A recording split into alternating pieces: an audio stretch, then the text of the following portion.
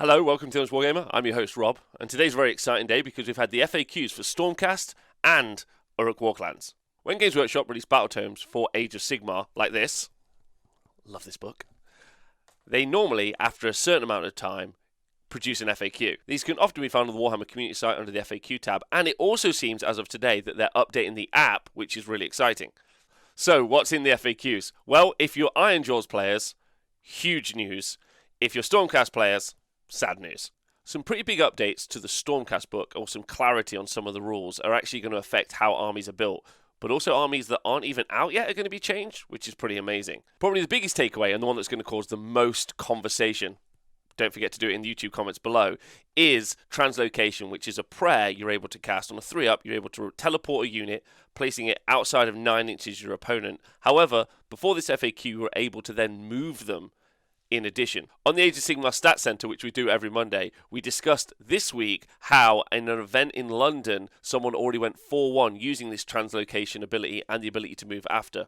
This has now been FAQ'd, so you can no longer move after you've teleported. This is going to lead to some really interesting conversation for Stormcast players. A lot of Stormcast players, I think, are going to feel hard done by because they're not able to teleport their units and then move them, which is going to make some of their slower units seem not as good. However, the thing about the Stormcast book is it's got loads of war scrolls filling almost every battlefield role. You have very smashy, fast units in the upcoming Stormdrake Guard and also in Fulminators, which are fantastic. You have great shooting units in Vanguard Raptors with long strike crossbows, which also have been doing really well at events. You've even got the new Knight Judicator. Shooting is something Stormcast do really well. And they've also got great combat units, and additionally they've got a teleport. So I don't think this is going to be as much of a loss as some people are going to make it out to be. However, it's always going to feel difficult having your toys taken off you or your trick that you think that you had taken away from you. Whatever you think, I'd like to hear about it in the comments. One of the other changes is the update to the Cycle of the Storm, which is an ability that you find on some of the War Scrolls. Now, this had some janky wording previously, making it so that maybe, or maybe you couldn't, potentially make units immortal. It doesn't matter. They've FAQ'd it and they've clarified it, which is really important. So now it's just going to negate a wound, which is cool, but not very strong, so whatever. The next update is to Celestial Menagerie, and this is genuinely maybe the spiciest, hottest kind of change that we've seen yet in Age of Sigmar 3. This is a command trait that your general took, and previously it made all monsters in your army -1 to wound. It no longer does that. Monster is a keyword that you find at the bottom of a war scroll. Battlefield roles, which are what you find in the pitched battle summary at the back of a book, are where you find battlefield roles. And Behemoth is a battlefield role. And sometimes monsters aren't behemoths, and sometimes behemoths aren't monsters. So they don't necessarily relate, although often they do. But it's changed so that only behemoths are going to get -1 to wound from this command trait. This is huge because the biggest conversation I think that was being had around this was the upcoming Stormdrake Guard, which as of yet we haven't seen released. Effectively, what was going to happen is you would take a Knight Draconis, you would take this command trait, and you would make all of your army basically -1 to wound. Now, having done the Age of Sigmar Stat Center for over 3 years, we've seen incredibly powerful armies not get nerfed. We've seen units that really did need points adjustments get them, or rules changes not get them. And this is one of the most interesting things that I think's happened in Age of Sigmar to date. This is a nerf before the release has ever come out. And I'm really not sure how to take this. There's definitely no data to support this. There's just some sassy Twitter takes, YouTube comments, Reddit threads, a bunch of different stuff. Maybe they didn't foresee the balance, but I wouldn't be surprised if this somehow didn't come in playtesting. It's not like rocket science. This isn't like really smart, well put together techie list like maybe you would find in something like a Slaves to Darkness list. This was very plug and play linear design.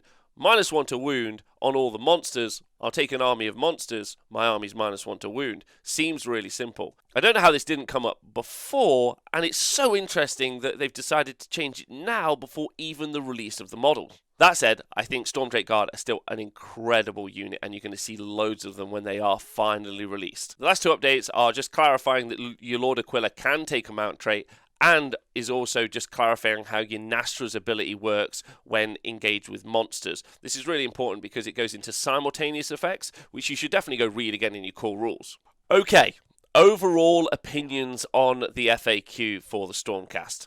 It feels weirdly like a balance patch. Some of them definitely needing clarifying. Translocation and also Cycle of the Storm were causing some conversations to happen. The update to the dragons is wild. It really is. It's so interesting to see this happen. And I'm so interested in what you guys think about this particular change. Now, just because this is a quick video for YouTube and just to get all of the points out in a more condensed format, you normally can listen to me talk more about this over on Twitch. I already spoke about this for an hour before recording this video, and I love you guys coming into the Twitch chat and have your say. On to Ironjawz. Well, I mean, I should say Orruk Warclans, but truthfully, this is an update for Ironjawz. So 3 things have happened in this update. Ironjawz have got so much better. Cruel Boys have got access to the unit that they really wanted, and Bone Splitters have been forgotten about again. It's pretty sad, actually, if I'm honest. It's very sad. We'll start with the Cruel Boys first. Now, the Marsh Crawler Sloggoth didn't come with the keyword for Cruel Boys, meaning you weren't actually legally able to put them inside of a Cruel Boys Allegiance army. This has been updated. It was clearly an oversight, and it's excellent. And it works really well because it gives a +1 to hit aura from its drummer to friendly units within 18 inches. So it's going to be taken in Cruel Boys armies to make those Gut Rippers loads better, but it also probably will find its way into big war armies as well. On to Ironjawz. Oh my god. Okay, so I'm fresh off the back this weekend of having played an event with Ironjawz, and I already think that they're very, very, very good. Now, the kind of key point that needed to be discussed with Ironjawz was the command ability that comes off a Mega Boss on Maw-Crusher or a Mega Boss on Foot or Gordrakk, the Fist of Gork. They basically have an ability that allows you to issue 3 command abilities, which you normally can't do now in Age of Sigmar 3. So the same command ability 3 times. You can't often do that. Now previously, because of the way it was worded, it didn't interact well with things like all-out defense and all-out attack. However, they've reworded it so that you're able to do 3 of those in a phase, which is huge. But also the way they've worded it is you don't have to do all of those command abilities simultaneously, which is quite important for doing things like Mighty Destroyers, allowing you to Mighty Destroyers 2 units, maybe attempt to teleport, and then if you don't do it, Mighty Destroys another unit, which is really, really key. This is a huge buff for Ironjawz. Like, it's massive. Being able to all-out defense 3 units is really, really big. If you take the list I ran at the weekend as an example, I ran 2 units of 6 Gore Grunters, a Rogue Idol, a Maw-Crusher, and 3 Battle Line units of Ardboys. With being able to do all-out defense 3 times, I could do it on my Rogue Idol, my Maw-Crusher, and a unit of Pigs, or a unit of 6 Pigs twice, and also my Rogue Idol. And adding +1 to save across that many wounds in an army is phenomenal, and the Ironjawz have just gone right up. I already think that the book came in pretty heavily around the A tier, and I think it's just moved around there and is such a strong alpha army and is going to do so much damage, and this has just pushed them higher. In conjunction with the other change that they got, absolutely unnecessary, no one asked for this, and we saw the Gore Grunters get an additional pip of rend of one of their melee weapons. They have 2 melee weapons, one's got 4 attacks, one's got 3 attacks. The one with 3 attacks made you do mortal wounds on the charge on a 2 as opposed to a 3, which is quite good, but because of the War Chanter buff, which adds +1 damage to your melee attacks, you always probably wanted more attacks rather than having 1 less attack and the mortal wounds. Now you are absolutely going to take the Jagged Gore Hacker on your Gore Grunters because they've got 2-inch reach, meaning that when you take units of 6, you'll be able to reach over the base of the unit, like the 3 in front of you, which is really important because of coherency and weapon ranges.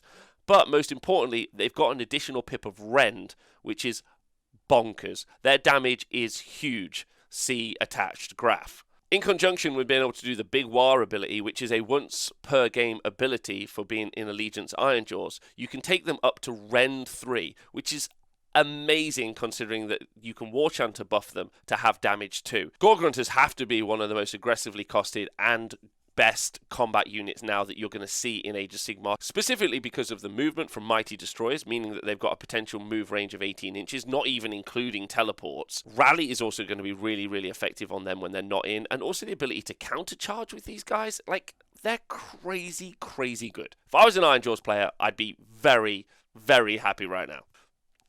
Anyway, thanks for listening. You can find me on Twitch most days talking Age of Sigmar or 40k. We've got a pretty big community hanging out there, which is super cool, and it would be really fun if you wanted to go and join us. You can also find me on Twitter at 6DiceSkills, which is super fun if you want to engage with me there as well. Thanks for tuning in, and I hope you enjoy your... Thanks for tuning in. I hope you enjoy your games of Warhammer or whatever the hell you're doing with your life today. See you soon. Bye.